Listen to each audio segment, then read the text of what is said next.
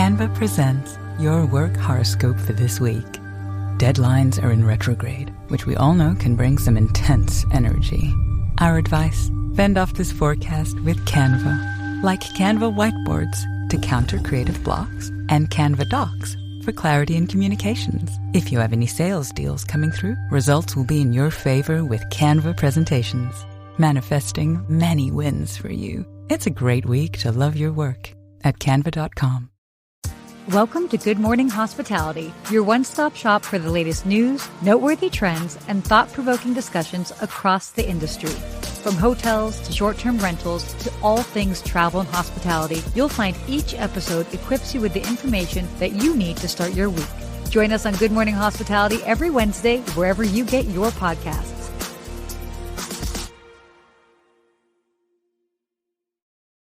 Superfly, good morning. What's up, Stara? Whoa. Good morning. Good morning to everybody watching. Another week gone by. I'm excited to be here with you today.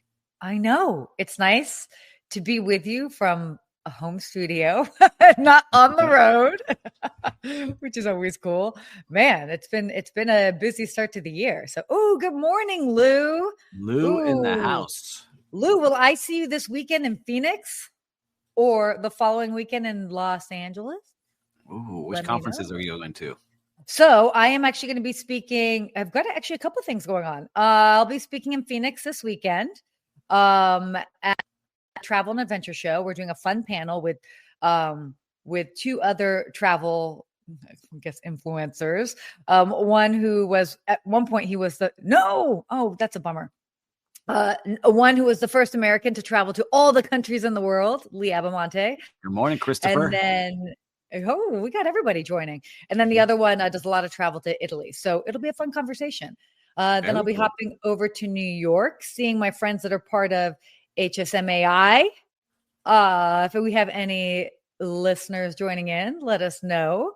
I'll be around in New York. And then the following weekend, I'll be in Los Angeles speaking also at the Travel and Adventure Show, but I'll be putting on my talk, which is how to maximize your hotel stay. Yeah, I love it. A lot going on. You know what's exciting too, which I had no idea until I saw the post, is that you and I are speaking on a panel, and we didn't know that we were speaking on the panel. Oh no. I knew, Steve. You knew? I did not know. Because they were like, Steve is busy. And I'm like, well, tell Steve I'm on the panel too. And they're like, we'll follow up with him. They kept texting me, and I was like, I got it. All right. Finally. And then you're like, if Sarah's doing it, I guess I'll do it.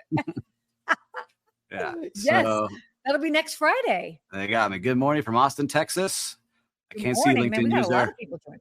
I love it. We got some action here today. Yeah, we do. So we got some fun stuff going on. A lot of panels, talks.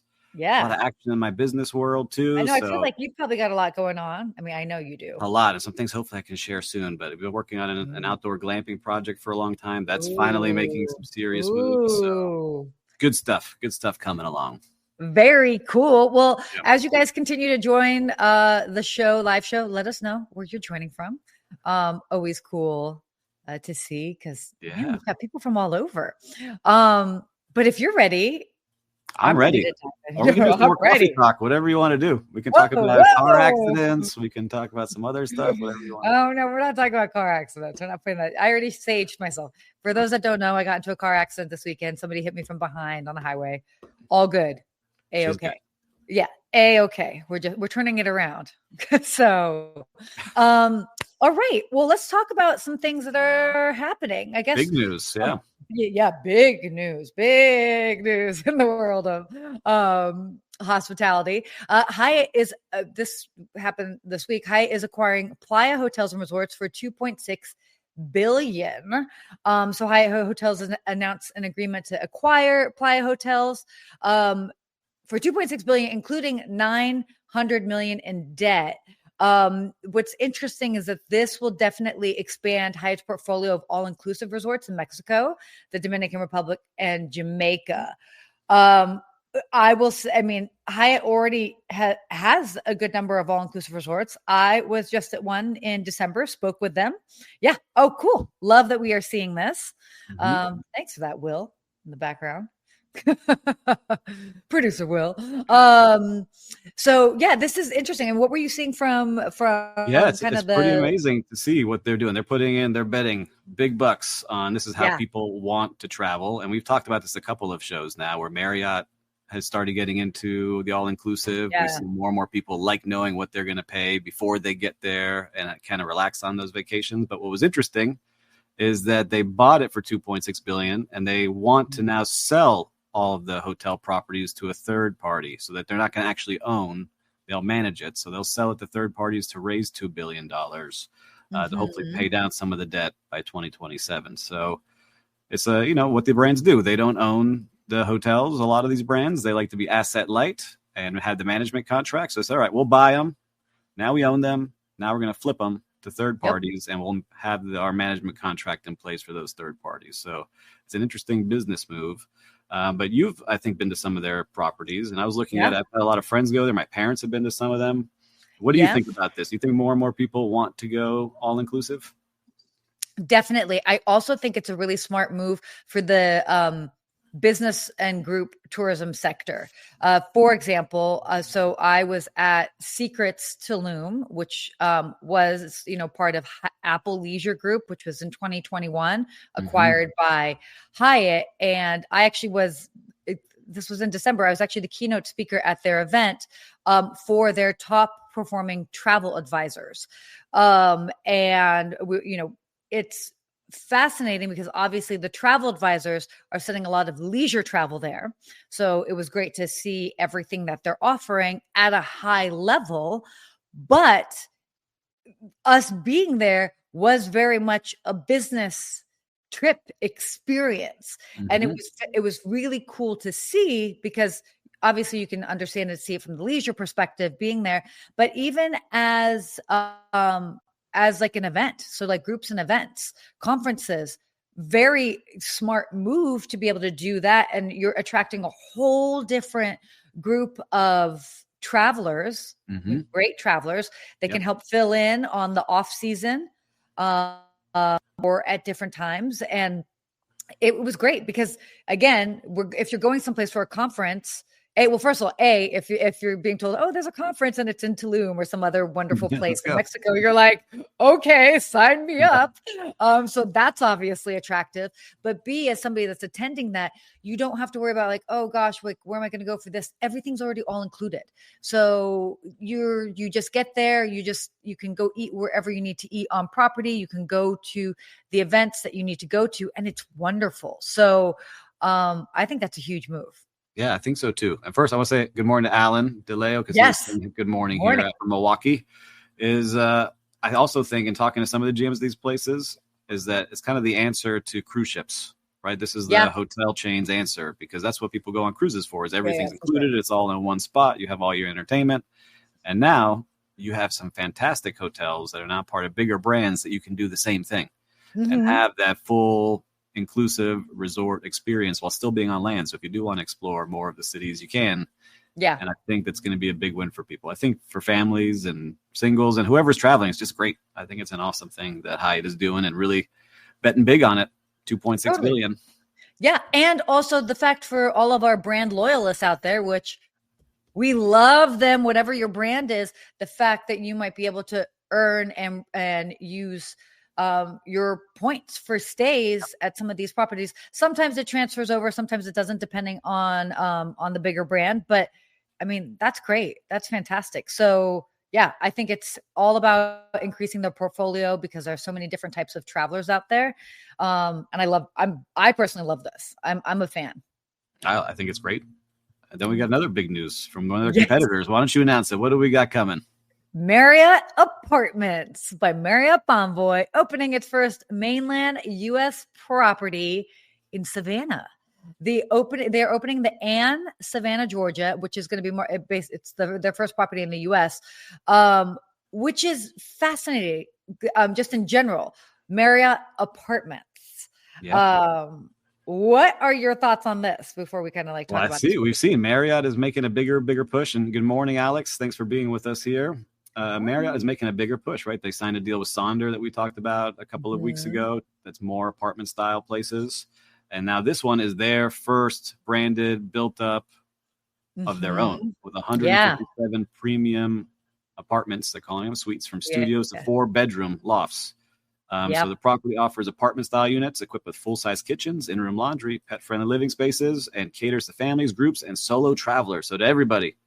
I just think people like traveling like this, and we've said it for a long time. I've been saying this for now like 5 years, where this is how people like to travel. The hotels are not going to give up their share to all the vacation rental owners and all the people doing Airbnbs. They want their piece too, and this is how they're going to do it. So if this takes off, those urban property managers are going to have some challenges if Marriott starts popping up in all these places with Marriott Bonvoy and these style places. It's going to be interesting to see what happens, but also for them to learn it's not as easy as just doing a hotel when you have more and more rooms and apartments. It's not just room and presidential suites. It's a different type of cleaning, different schedule, different amount. I'd like to hear from Lonnie on what he thinks about who's joining us, the housekeeping, for sure, apartment style units that Marriott is doing. Because if you have a 4-bedroom unit, you're going to need a lot more time in those places. So it's going to be interesting to see how they do it. But I love seeing it. I think it's great.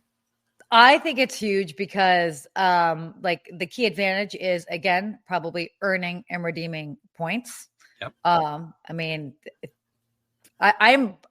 by the way, I am such a loyalist, brand loyalist, whether it's airlines or hotels. I just love playing that game. In hotels, I'm lucky enough that I can kind of play with a couple of different brands. If I know that I can earn, I'm into that game. And I do like boutique hotels. So, but I still am ooh, do I stay at this cute boutique hotel? I mean, it's great. But I was I could stay at this other place. It's the same price point, and then I can just earn points to a future stay. I totally think like that. And I know I'm not the only one. So having that, and also the consistency. So that's the whole thing. I mean, obviously, there is totally a time and place for home rentals. I book them for some of my own high-end clients that are traveling. I totally get it. But it's now it's just another piece of the pie. And it'll be interesting because I think obviously what they're trying to bank in on is the consistency level. What you're going to get, because it's well, I haven't looked enough at their amenities. I see they have some, but I would love to see. This is what one of these places needs. Is it needs to have some kind of cafe, food service, and then you're locked in. Then it's a home run, because a lot of these places are very, here's a market. But if you can set up a cafe that feels like it's part of the neighborhood, and you can go downstairs and grab a couple things, home run for all of these. So if you need any food and beverage help, let me know. We'll make sure. Yes. Well, I kind of started doing a little deep dive into this, and I should know it more, but I'd be curious, what's the difference between this and an extended stay property? I think these are nicer, right? Incorporates a lot more modern elements, natural wood beams, they're saying sustainable construction. I mean, obviously it's different. It looks more high end than some of the places that I've stayed that are extended stay, but I think it's more the space when you get 3 and 4 bedrooms. Yeah. Well, it's interesting. Oh, yeah. So the Anne Savannah will soon open its on-site restaurant, Little James, too. So, yeah. So that okay. Well, I would like to know, will they have a gym? Anyway. Big. Exactly. Okay, clearly priorities right here. You want the restaurant, I want the gym. Okay. So. All right. And then Lonnie, what did Lonnie say? Because I trust his housekeeping. Lonnie, what did you say? These types of properties need a roadmap going forward for success in engineering, cleanliness, and presentation. I built a roadmap prior for some Sonder properties. There you go. Nice. Yes. Yeah. It's a different way of doing. Different way of operations. All right. Absolutely. I love it. I'm excited to go. Well, let's head on over to Hawaii for our next conversation, our next topic here. Ooh, love this. We got graphics and stuff. It's a whole. This is high end stuff over here. High end production. The iconic Kona Hotel in Hawaii undergoes a $30 million transformation. So the historic Uncle Billy's Kona Bay Hotel in Kona, Hawaii is undergoing a $300 million renovation and will reopen as the Hampton Inn. in summer of choice, yeah. 2025. Yeah, interesting. So what's cool with this transformation is that they're really trying to they're trying to preserve the property's like 1960s Hawaii Tiki vibe. ambiance. Yeah. Yeah. I love that. Mhm. But still like updating the facilities to meet sort of modern standards. Yeah. The hotel's got 123 rooms, a pool, outdoor common area, fire pit, all of that. And then, that's cool. They have the Island Bar and Grill by Trader Vic's there as well. So traditional Polynesian fare and signature Mai Tais. I like seeing it. I think, like Christopher said, interesting brand choice. But Hampton Very Inn, I think, is interesting. making a move now. Like I'm seeing it around Miami. They've been positioning themselves like not luxury, but a little bit higher end than they normally are considered. And they're popping up in places with like cool bars. And Yeah, I'm like, all right, they're starting to make a move. So love to totally. talk to somebody from Hampton Inn to see what that vision is that they have for the future. Because there's a good place for it. It's a solid brand. They do a good Yep. job. You know, I've stayed at a couple of them. Always good for overnight stay. But if they start mixing this in, very fun. And that's a lot of money to put into a hotel. $30 million renovation for 123 rooms is a lot. Yeah, That's a lot of money for not that huge a hotel. So this is going to be a nice place. exactly. Yeah. But fascinating choice, as we kind of mentioned. So yeah, maybe we can have somebody on from anybody have any friends at Hampton Inn. Are Hampton you Inn? watching it from Hampton Inn? Let us Yeah. know. We're happy to Definitely let chat us about know. it. We want to hear from you. All right. Let's talk about just the world of travel. I'm going to tee it off for you. Can I tee it off for you? Yeah, please. I would actually like a drum roll, please. I'm going to throw it over to you. Because now I know you travel in the air more than anybody. Yeah. And Korean Air named world's best airline for 2025. With Korean Air has been named the world's best by airlineratings.com, unseating Qatar Airways. What do you have to say about this travel expert, Sarah Dandishi? This is huge news, by the way. So Qatar has been named it for many years. I think at one point, Emirates, Singapore is always up there. Korean Airlines getting in the mix. I mean, now for anybody that travels internationally as well as domestically, international travel, completely different ball game compared to domestic travel. But this is a very big deal. So a couple of the factors that really kind of push them over the edge into being considered number one, their commitment to passenger comfort, especially in economy class. So that's great. So they've got their original seat configurations with generous seat pitches. Also like different touches. They provide slippers, larger meal portions for medium and long haul flights. And also another big factor is Korean Airlines merger with Asiana Airlines also kind of contributed to this. So wild. I like Very it. I interesting. flew them. It was 10 years ago. And I was in economy. And I felt like, wow, this is like royalty back here compared to any of the domestic flights that we have here. I was like getting Toomey branded bag with lotions and slippers that were branded. I forget, like it was an upscale brand, and beautiful blankets, all for that trip that I did over to Seoul, Korea, that I had to go to Thailand from. So it was great. I loved it. Yeah, no, it's fantastic. And again, like it's a whole different a ball game. And to give you an idea for there's some honorable mentions in the international space. Obviously, Qatar, Air New Zealand, also great. Great airline, Cathay Pacific, and Singapore, as I mentioned. So yeah, very interesting stuff. Just to kind of talk about as far as like domestic airlines, the top hybrid airline, I love this hybrid airline for 2025 was awarded to JetBlue.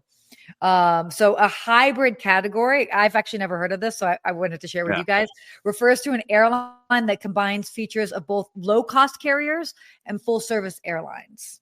So rounding out the top five, JetBlue, WestJet, Virgin Australia, Delta Airlines. Oh, interesting. And United. So JetBlue coming in hot. I mean, I will just say this about JetBlue, and I will also say this about airlines, and then we'll move on. I actually had to book clients of mine on a Mint, like their equivalent to first class, and I couldn't. It was a family of four. I could only select seats for two of them. The other two were going to be assigned seats on at the airport. And we're seeing this trend also with British Airways and their business class. We are seeing more airlines that you pay for a premium cabin that would be equivalent to business or first, and you can't select your seats. It is wild to me. I don't understand why they're doing it. It is so frustrating, but there you go. I got that out. Thank you very much. Got it out. All right. It makes no sense. So anyway, what is this? Korean Air is following the old airline standards of Donald's International Airways from the 1960s. All right, we'll have to check them out. I don't know Donald's. I don't know Donald's. I know Pan Am. Yeah. Maybe I don't even know personally. I don't think Eastern so. Airlines. Yes. Yes. Well, we got Disney.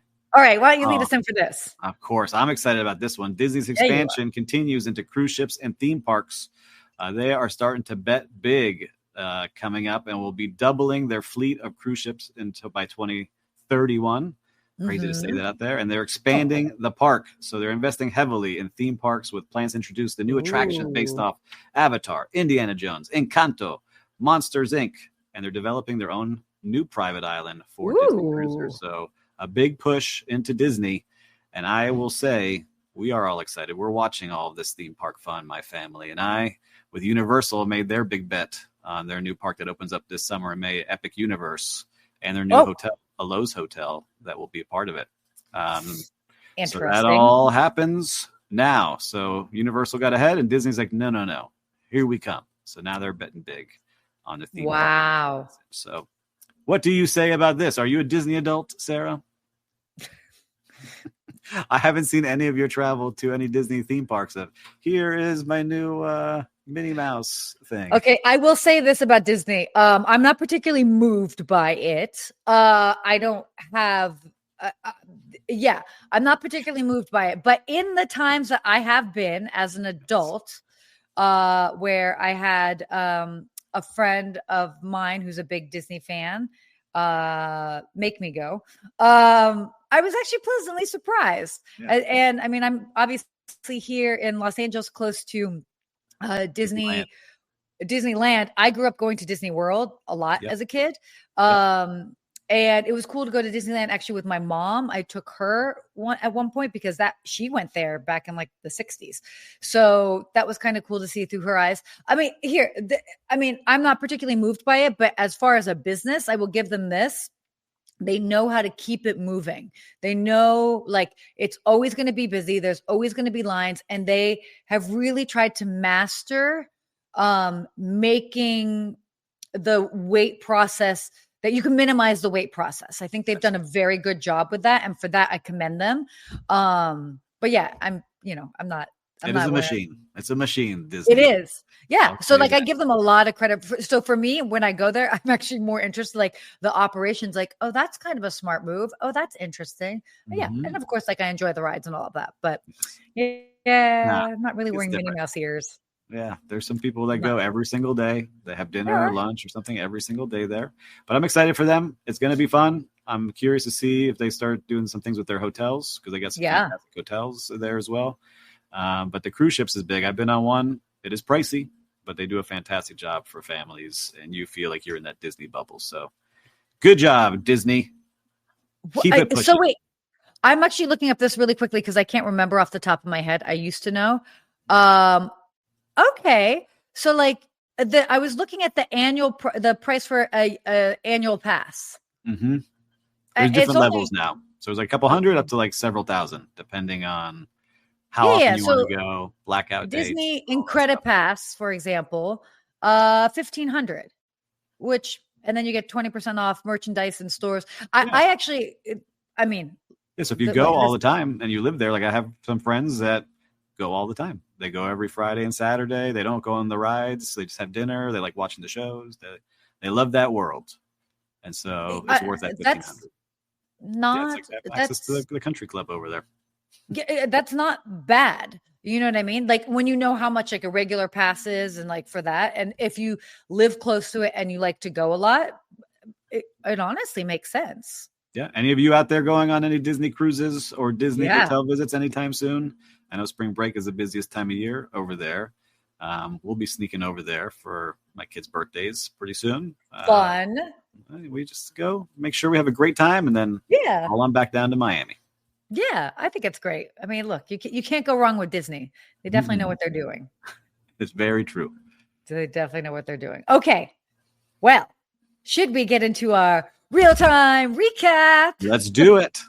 What's happening in the streets of hospitality? On the streets of Miami. Well, I'm excited. I had mentioned this just a little bit last week, but this is probably the best month in Miami, February. The Miami Boat Show is taking place now, and there are yachts and parties and boats of all different kinds filling up the coast here. Okay. And it is just a fun place to be right now. So I'll actually be going over there tomorrow to walk around and see, but they've done a fantastic job making it a fun experience. And then I'm looking forward to the Wine and Food Festival. I was just about to say, right? Sobe? Sobe Wine and Food Festival. Yeah. They're going to raise a ton of money. All those tickets, which a lot of people don't realize, goes to the Florida International University Hospitality School. So they raise millions of dollars for the hospitality school here in Miami for FIU. But it's just a fun event when you see all the big time chefs and everyone putting on their best. And just to be around it, it's like a great energy and electricity around the city. So if you can make it down to South Beach, make sure to do it this month. Ooh, love that. No, it is a good time. Good time. Okay. Well, I am trying to make it down to Miami, at least for sea trade. Okay. Yeah, you went last year. It was good. Yeah. Figuring that out. I just have a couple of things that are happening. So it might be at something, whatever. We'll bounce around, but we'll try to make it there for at least like part of it. So fingers crossed, if not before.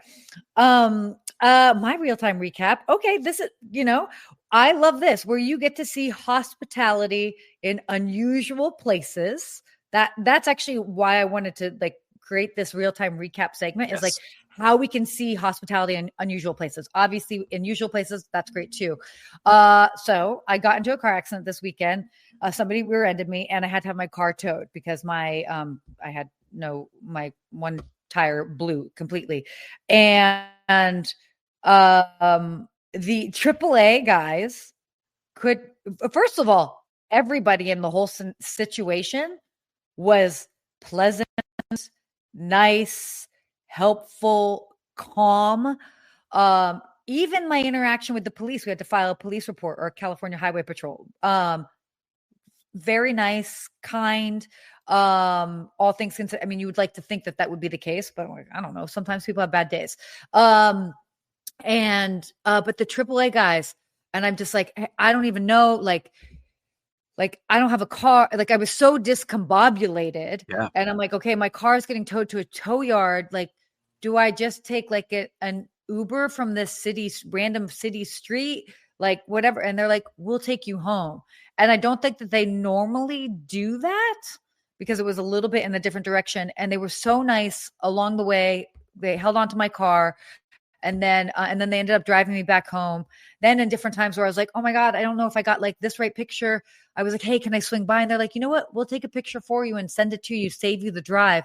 And so again, it was just this reminder of these guys work at a tow yard, but they were nice and hospitable and helpful. So again, in the most unusual places, hospitality is alive and thriving. I love it. So, you see? Yeah. And one of those stressful situations, they thought about you and went the extra mile. Totally.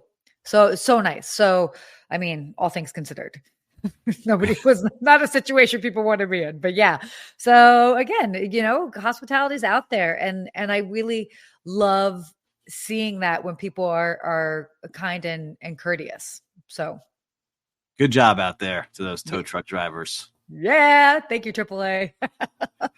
Not sponsored by AAA, by the way. And we got our hospitality quote today. Okay, yeah. What is our quote? All right. And this one's a special one.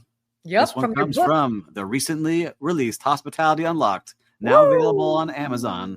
The true success in hospitality and any industry comes from balancing ambition with patience. Take your time to learn as much as you can. And that's from Nick Falcone, CEO of MDM Hospitality. They have the Margaritaville Resort here in Orlando and several other properties, but great quote from Nick. What do you think about that one? I mean, it's true. That is what hospitality is. Like, what stood out to you? I mean, obviously you got that quote from him when you were doing an interview, and then you chose it to be in your book. Yes. What resonated with you? If we can put it back up on the screen, Will, it's a part of it that stands out to me is really, and a lot of people said this, and I kind of look back on my career, was taking your time to learn as much as you can. Because sometimes we get caught up in like, what's the next role? What's the next position? I'm ready for that next spot. But we don't fully learn that. Oh, look at this. Thank you very much. The book here. And so we don't fully take the time to learn our positions and be experts in it. So as you move up, you have gaps, right? You climb that ladder too fast. You're like, oh, I don't know that. Like, I don't know that role. I don't know this. And Christopher, thank you for buying the book, and several hundreds of you out there. I appreciate you supporting and posting the pictures. And if you haven't got it yet, it means the world to me to spread that knowledge from all the great people that are in that book. Cool. So thank you very much, everybody. So cool. Yeah. I mean, that's the whole thing is like, we're always learning. I'm always a big fan of like always be learning, because it doesn't matter. I mean, if you look at some of the top CEOs that are really doing some great things, there's a humbleness to them and this willingness to continue learning. I mean, there's so much. The world is changing at a rapid pace. And consumer demands are changing, all of that. So it's like, you just have to have, I think if you have that open mindset of always be learning, it makes you more nimble and flexible. And I mean, to me, it's the only way up. I agree. And we all still learn every day. The moment we stop, it's not a good day. So keep learning. Keep trying new things. That's what I enjoy doing every day. I know you do too. You're all over the place, learning new cultures, learning new things. So 100%. Every day I'm like, learn. Yeah. Sometimes I'm like, my brain is like, okay, even my downtime, I'm like reading and learning and, all of that stuff. So, but, got to feed the great brain. Quote for the day. A great quote. And thank you to all of you out here. I see some new faces that joined us. Sharing their comments here in the comments section. We appreciate you, Joanne. Alex, see you sharing a lot of comments here as we're on. Yeah. And as always, thank you. Hey, stay hospitable, and we'll see you next week. Next week.